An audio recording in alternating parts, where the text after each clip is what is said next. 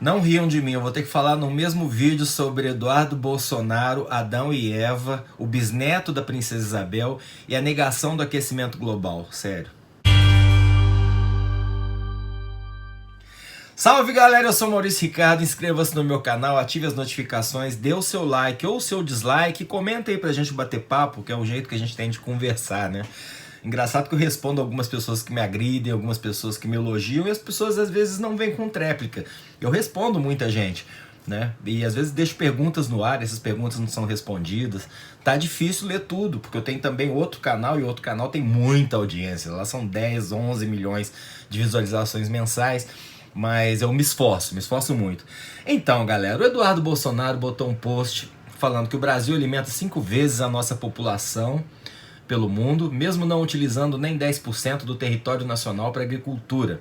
61% do nosso território mantém a mesma vegetação dos tempos de Adão e Eva, enquanto que a Europa só mantém 1%. Ele diz que a fonte disso é um livro chamado Psicose Ambientalista, cujo autor é, eu vou ter que ler, Bertrand Maria José Pio Januário Miguel Gabriel Rafael Gonzaga de Orleans e Bragança, conhecido como Dom Bertrand, que é bisneto da princesa Isabel.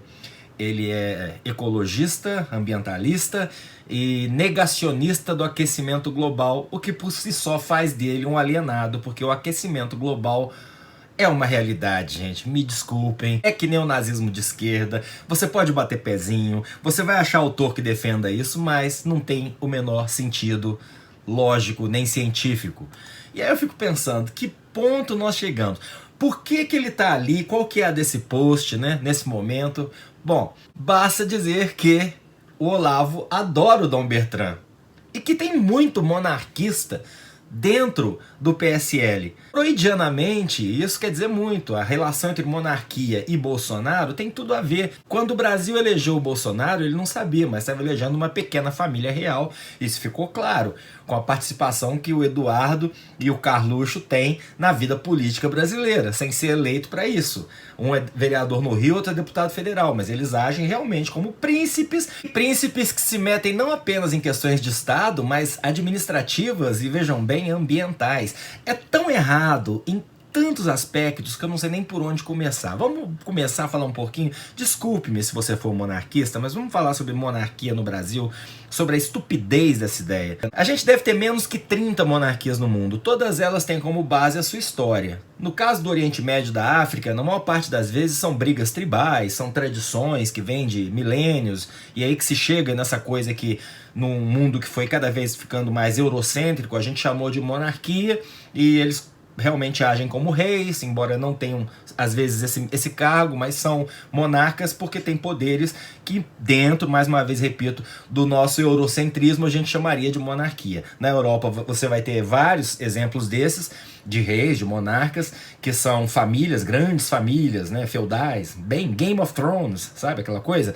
Que foram ficando, brigaram entre si, casaram-se entre si. E na Segunda Guerra Mundial, que é bem recente, uma das questões que o Hitler queria fazer era unir a Germânia, a grande Germânia, com suas várias regiões e tal. Então tem todo um sentido. Agora pensa por que não tem monarquia na América Latina. Não tem monarquia na América Latina porque nós não temos uma tradição eurocêntrica de monarquia e muito menos uma hegemonia tribal entre os povos nativos ao ponto da gente falar assim, esse aqui é o rei do Brasil. Não. A gente tinha aqui os nossos indígenas, os nossos povos nativos que por várias razões desenvolveram outros tipos de habilidades que não a de construir caravelas e sair atravessando os mares em busca de mais riquezas, né?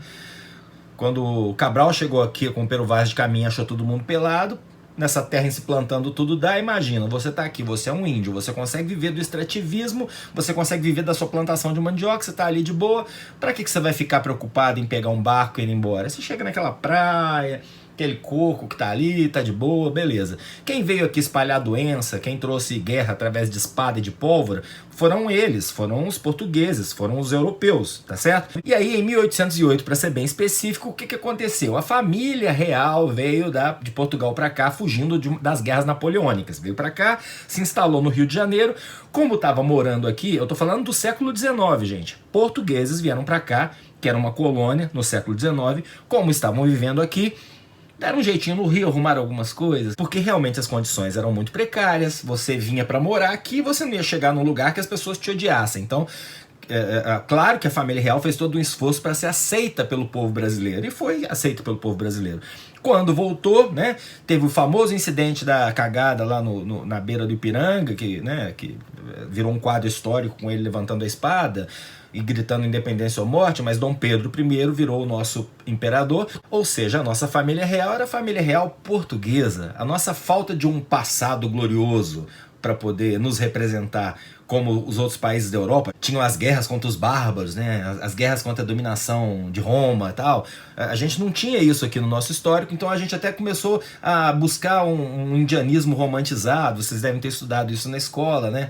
Que é aquela coisa de Iracema. Os títulos dos barões, dos marqueses eram inspirados em palavras indígenas, né? Barão de Tamandaré, por exemplo. Enfim, enquanto isso, o índio continuava sendo dizimado, suas terras roubadas, aquilo tudo que a gente viu. Esse é o Brasil. Então, quando vem, por exemplo, uma Carla Zambelli, lá que é deputada do PSL por São Paulo, e fala, eu sou monarquista, e quando a gente vê que o cara que tem a pretensão de virar o nosso monarca, o nosso imperador do Brasil, é esse Dom Bertrand, que é um cara que defende a ala mais ultraconservadora da Igreja Católica, a TFP, Tradição, Família e Propriedade, e que ainda por cima nega o aquecimento global num livro chamado Psicose Ambientalista, mas que tem como subtítulo Os Bastidores do Ecoterrorismo para implantar uma religião ecológica, igualitária e anticristã.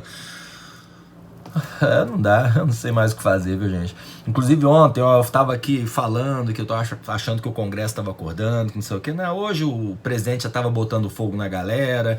Muito legal o movimento do dia 26. É óbvio que ele não vai, ele é o presidente da República. Se ele for, aí sim vai parecer um golpe dele contra o Congresso e o STF. Então ele tá lá, mas tá botando lenha, tá botando pilha pra galera ir pra rua defendê-lo. Continua o clima de animosidade. Vocês me viram aqui até meio empolgado, achando, opa, talvez agora a Câmara faça as coisas andarem. Talvez ainda façam, né? As votações estão lá acontecendo hoje, né? E eu tô percebendo que tentar analisar esse governo é que nem te deixar sozinho para cuidar de uma sala com 60 crianças de 5 anos. Não tem como. Você tá olhando umas 10, 12 aqui, mas tem uma fugindo por aqui, tem outra saindo por lá, uma tá pulando a janela, a outra tá derrubando o vaso. É um troço absurdo, né? Troço absurdo. É um governo vingativo mesmo, é um governo implicante, é um governo confrontador, beligerante. Não tá afim de dialogar é nada. É por isso que nesse balaio de gato só estão sobrando os loucos. Os monarquistas, os ambientalistas negacionistas do aquecimento global e a família Bolsonaro. Eu sou Maurício Ricardo, inscreva-se no meu canal, ative as notificações, dê o seu like ou o seu dislike, deixe seu comentário. Como tá difícil ser brasileiro, hein, galera? Tá muito difícil ser brasileiro. Tamo junto.